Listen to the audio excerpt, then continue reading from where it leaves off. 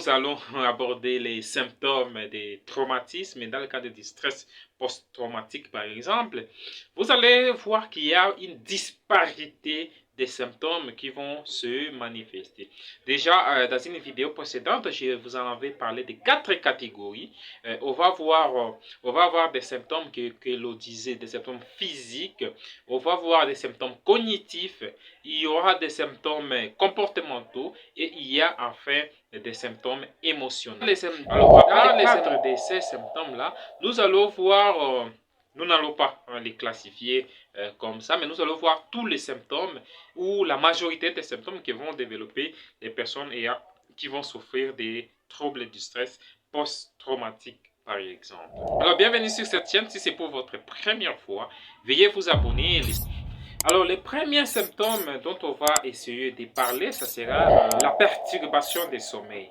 Alors, quand je parle de perturbation des sommeils, ça peut être par exemple l'insomnie. Alors, les personnes souffrant des troubles de stress post-traumatique vont avoir beaucoup plus de l'insomnie, ne vont pas beaucoup dormir pendant la nuit parce qu'ils auront de rumination mentale. Ils vont commencer à recenser les événements qui se sont déroulés et donc ils vont avoir du mal à dormir. D'autres peuvent commencer à dormir mais auront du mal à se rendormir une fois déjà se lever. Par exemple, une personne qui est partie au lit par exemple vers 20 heures, il peut dormir de 20 heures à 22 heures, 23 heures, minuit.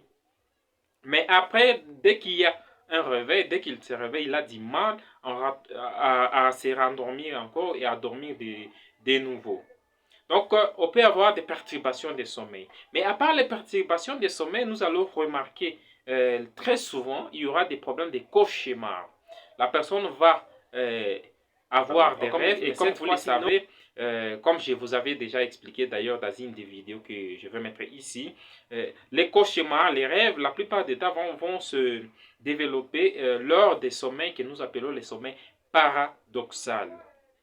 Alors là, la personne aura vraiment des cauchemars qui vont le déranger. Il peut se réveiller pendant la nuit en criant parce que dans son rêve, il a vu des choses qui s'étaient déjà passées d'ailleurs ou d'autres qui ne se sont même pas passées mais qu'il voit encore pendant les cauchemars. Ça, ce sont les sommeils il y a des perturbations des sommeils. Ça, c'est par rapport aux premiers symptômes. Mais à part les sommeils perturbés, on peut voir bien sûr des flashbacks.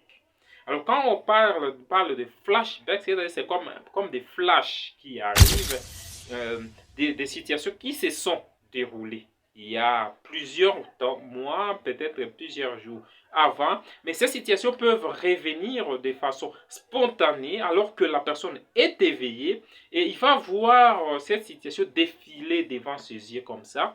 Il va le regarder encore et il aura d'ailleurs presque la même sensation comme si les événements étaient en train de se dérouler au même moment qu'il était en train de voir ces flashbacks-là. Là, nous allons parler des flashbacks parce que ce sont des situations qui arrivent spontanément mais qui se sont déjà déroulées avant. À part les flashbacks, la personne aura tendance à avoir de l'évitement.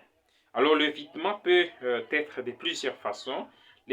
Certaines personnes peuvent éviter les endroits où se sont produits la situation. Je parle par exemple des accidents. Si l'accident qu'a connu la personne s'est déroulé à un endroit très précis, la personne va éviter d'aller à cet endroit-là parce que, par exemple, quand il va à cet endroit-là, il y aura des souvenirs qui vont revenir, des souvenirs pas agréables, des souvenirs désagréables pour la personne. Mais à part l'événement donc l'évitement des liés, la personne aura tendance aussi à éviter certaines situations qui peuvent les rappeler, les rappeler des choses horribles qui se sont passées. Toutes ces situations-là, la personne va essayer de l'éviter. Ça, c'est déjà un symptôme de troubles de stress post-traumatique. Mais à part les situations, certaines personnes peuvent avoir de l'évitement en rapport avec la conversation même. Donc, si vous abordez déjà un sujet dans votre conversation et que ce sujet-là a tendance à lui rappeler ce qui s'était est passé. Et donc, la personne va essayer d'éviter ça. On voit souvent les personnes qui essaient d'éviter les conversations qu'il faut toucher en rapport, par exemple, avec les militaires, par rapport avec certaines situations plus particulières, les conversations en rapport avec la guerre, par exemple, certaines personnes auront tendance à avoir de l'évitement dans cette situation-là. Mais pour d'autres personnes, ils auront de l'évitement en rapport avec les personnes. Hein, il faut essayer d'éviter certaines personnes. Si par exemple, je connais que j'ai subi des viols euh, par les militaires, c'est normal qu'à un certain moment, lorsque je développe les troubles, je vais avoir tendance à passer par les chemins ou qui ne vont pas me mener à voir des militaires. Même si les militaires là ne sont pas des militaires qui m'ont violé moi, mais le fait de voir ces militaires-là peuvent me rappeler certaines situations et donc j'aurais tendance à éviter ces situations. À part l'évitement, comme autre symptôme dans les troubles du stress post-traumatique, on va voir de l'hypervigilance. La personne aura tendance à être très vigilant, rester toujours en alerte, disons, et en cherchant les moindres dangers là où ça peut provenir. Et donc, quand vous lui parlez, par exemple, d'une guerre qui se passe à des milliers de kilomètres, la personne va déjà avoir tendance à surveiller tout cas de danger qui peut survenir dans son milieu, alors que les problèmes se passent très loin. On peut avoir de l'hypervigilance. Et cela peut se manifester aussi chez d'autres personnes par des sursauts. À un certain moment, dès qu'il attend un bruit quelque part, la personne peut sursauter pour rien comme ça. Vous voyez la personne en train de sursauter. Ça, ce sont les symptômes du trouble stress post-traumatique. Mais il y a aussi des réactions physiologiques. Des réactions physiologiques sont des symptômes qui vont se manifester beaucoup plus par des palpitations, par des tremblements, par des sueurs, par des nausées. Mais ces réactions-là peuvent se manifester de manière très intense pour une personne qui souffre de stress post-traumatique. Alors, à part ça, nous aurons des symptômes de la dépression que vont développer les personnes qui ont les troubles de stress post-traumatique.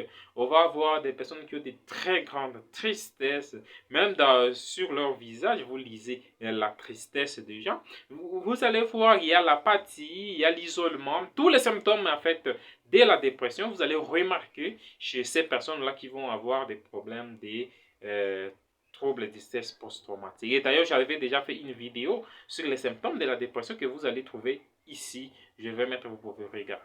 Alors, à part ça, nous allons avoir des perturbations cognitives comme symptômes aussi des troubles du stress post-traumatique. Alors, dans les perturbations cognitives, on va voir les personnes qui vont développer beaucoup plus des oublis. Hein, des oublis et surtout de l'amnésie. Des personnes auront tendance à oublier certaines situations, certains événements. Ils peuvent carrément oublier des choses qui se sont passées avant l'agression, ou même ils peuvent ne pas se rappeler certaines séquences des choses qui se sont déroulées. Là, c'est déjà des troubles de mémoire, l'amnésie qui vont toucher les personnes qui vont souffrir de stress post-traumatique. Et c'est très fréquent. Alors, on va voir aussi dans les cas de perturbations cognitives, on va voir aussi des difficultés de concentration.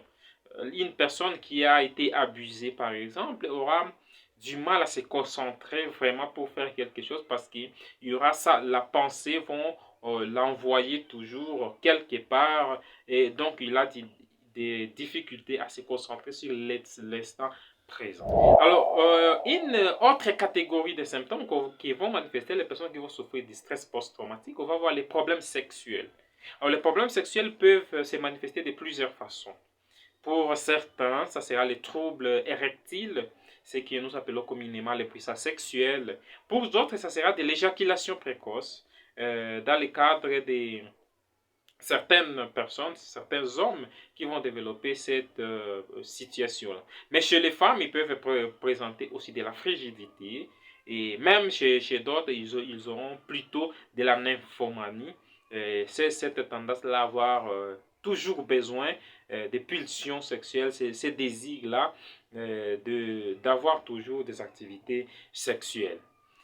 Voilà les symptômes qui vont manifester les gens qui vont souffrir des troubles du stress post-traumatique. Si vous avez aimé la vidéo, laissez-moi un j'aime. On se retrouve à la prochaine. Ciao.